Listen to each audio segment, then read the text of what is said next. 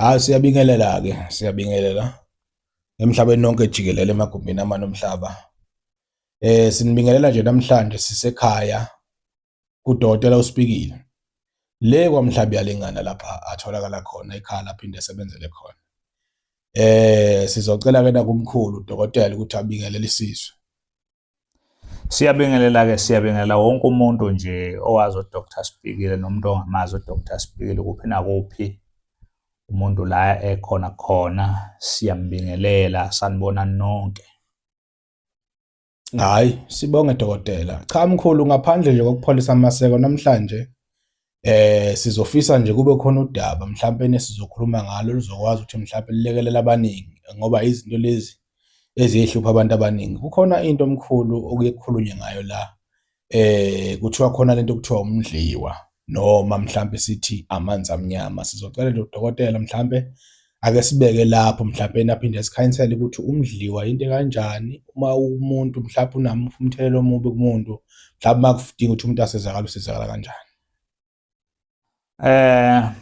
Leyo nto ke leyo kuthiwa umdliwa, isikhathi esiningi into leyo ebahluphe kakhulu abantu, leyo nto leyo abantu abaningi izinto zabo uthola ukuthi azilungi kahle nje ngendaba yalento yomdliwa, ngoba lento ingena phakathi kwamadlozi omuntu. Mangabe umuntu ephila, idalwa zakhe uthola ukuthi zinokungcola, kodwa okudalwa kahle kahle umdliwa into eyidlozi leli libi elisuke limosha izinto ekhaya.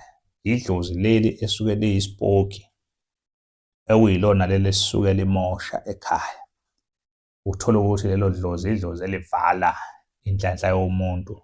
Kahle kahle into emoshayo umdliwa, ngibeke kanjalo. Yebo. Hhayi, sibonge dokotela, sibonge dokotela. Ngencazelo yomdliwa singafisa mhlawumbe ukuzwa ukuthi umuntu mhlawumbe uma kuthiwa uyalekeleleka, uyakhona nokulekeleleka umuntu osuke nalelo dlozi elibi noma enalo into okuthiwa umdliwa, mhlawumbe uma kuthiwa uyasizakala mhlawumbe uyisizakale kanjani. Leyo nto leyo-ke ikhona indlela okuye kwenziwe ngayo lento okuthiwa baye bathini abanye baye bathi ukufemba, ngokuchaza ngolimi lwangakithi. Uthothi leyo nto iyabanjwa leyo, iyahlukaniswa namadlozi. Ngani? Ngoba vele uma kuthiwa kukhona into yomdliwa kuyenzeka uthole ukuthi noma wenza umsebenzi ekhaya uthi wenzela abantu abangasekho wena. Lelo tiye lelo sokulenzile kuqhamuka lento kufike kudle yona, emva kwalokho kumoshakale kakhulu izinto. Kwesinye isikhathi uthola ukuthi kuyenzeka ekhaya bathi benza umsebenzi, emveni kokuba benza umsebenzi kuvela iy'nkinga, kuvela iy'ngozi kofa abantu ngenxa yokuthi suke vele lelo gazi kufanele baphakela lento le. Kodwa-ke la enyakatho sikubiza ngokuthiwa umdliwa, ngoba lokho kuthiwa umdliwa, lolimi lomdliwa ulimi lwala ngakithi kwaMhlaba uyalingana enyakatho ukuza ngala. Kodwa uma usuya eningizimu ngoba thina sisenyakatho, eningizimu kusho ukuthi kusuka la ubheke enhla, ubheke lena nje Nongoma, Mtubatuba, Durban uze uyofika le iningizimu yonke leyo. Thina ngapha siyinyakatho, ngapha baye bathi amanzi amnyama kuze kuyofika njalo le emabhaceni kuthiwa amanzi amnyama. Nayo-ke leyo nto uthola ukuthi iyakhathaza ekhaya. Kwesinye isikhathi kudlula abantu emhlabeni ngamadethi afanayo, babizane, balandane. Izinto ezinjalo nje, idlozi noma uthi uyoshisa impepho, ukhuluma nabantu abangakuzwa. Umuntu makalele ebusuku akakhoni ngisho ukuxhumana nabantu bakubo, bangaboni lutho nje kungaveli. Abanye abantu bagcina baze bagive up indaba yomsamo bahambe bayosindiswa. Yebo, kunjalo. Yileyo nto-ke esuke ikhathaza. Hhayi cha, kuyezwakala dokotela, kuyezwakala. Sibonge nje ukuthi usikhanyisele ngoba izinto ey'fana nalezi impela ziyahlupha and futhi abantu abaningi ziyabakhathaza. Siphinde sihlabele phambili mkhulu, futhi kukhona lolu daba engizofisa ukuthi siphinde siluveze lapha.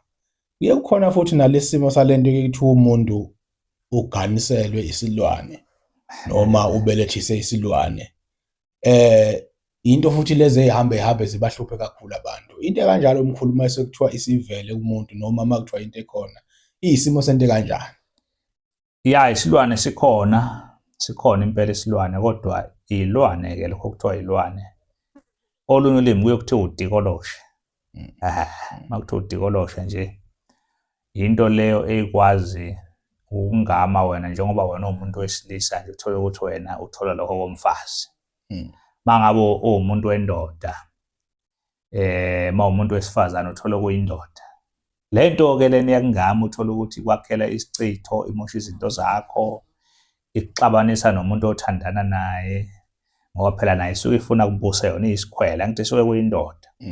Umuntu wesifazane isuke unendoda wena kodwa leso ingabonakala ngamehlo enyama.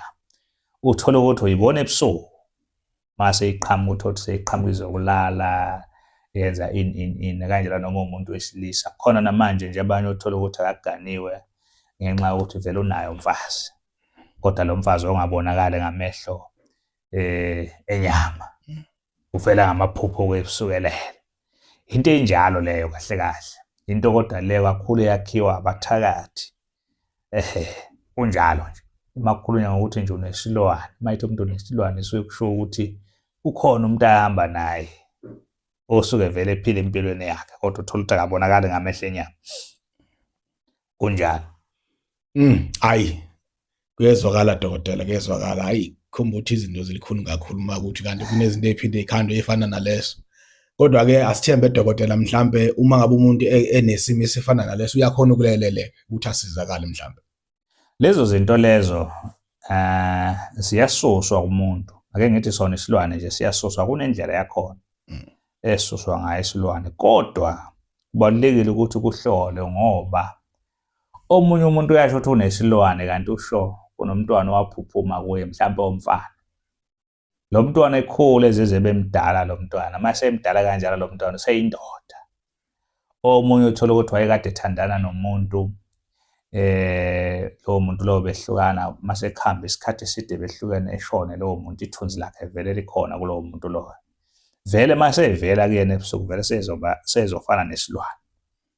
Ake ngithi lokho ke ikhona lokho kuye kwenzeke ngoba ngizwe abantu abaningi ethi umuntu kudala mina ngihambe ngisusa isilwane ezethi omunye hayi sengikhathele nokususa izilwane kade ngangigezwe emahlathini ngenkukhu emnyama nasemanzini ahambayo.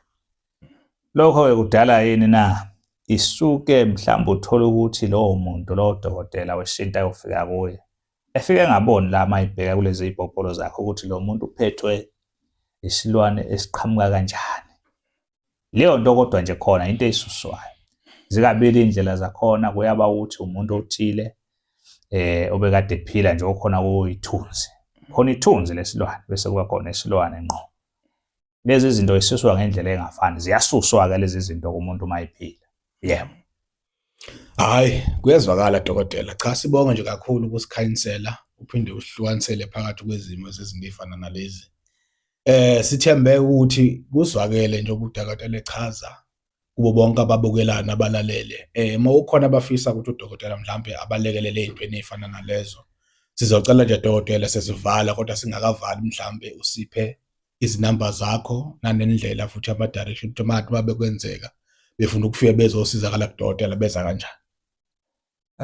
Ama directions eza la kwa Dr. Spigili vele la kwaMhlaba uyalingana noma ngabe ukuphi la uyakhona osuku ukhona khona wena uyothi uyakwaMhlaba uyalingana eBhambanana.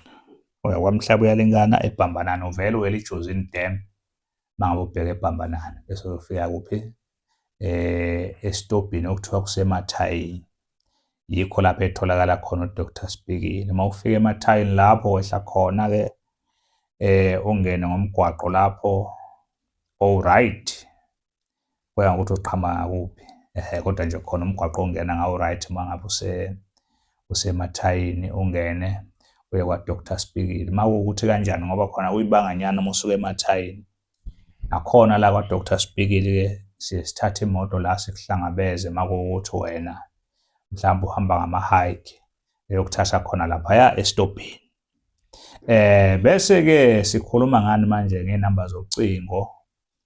Inamba ka Dr. Spigili ithi ke 071 106 9603 071 106 9603. Mawafona ke kule namba uyothola uDr. Spigili kodwa ke mawufonile wafona kwaze kwaba kabili ucingo lwangabanjwa uvela ubhale SMS noma uWhatsApp lezi zinto zombili ongazenza uzichaze ukuthi wena ubani, ngoba siyabuya la ka-Dr. Sibhikile, hlale ebhizi kakhulu u-Dr. Sibhikile. Uma uwafona nje wangamthola, kuyenzeka uthole ukuthi uyafona ungamtholi kanti usahlola ngaleso sikhathi. Ngithi angikuchaze lokho, ngisayibiza nje iy'namba ukuze umuntu akwazi lokho. Ungathi uma esayifona athi hayi lo dokotela mhlawumbe ucinga kalibaba. Cha-ke i-PA angakabi nayo, ngisayibambela mina nje. Uma ufona ungangithola, bhala i-SMS noma WhatsApp, ilokho nje. Hhayi, sibonge dokotela. Sibonge nakubabukeli besazobukela bephinde belalele. Cha, bezikangako-ke iy'ndaba zanamhlanje. Sibonge seningasibamba futhi evidweni elandelayo. Bye bye.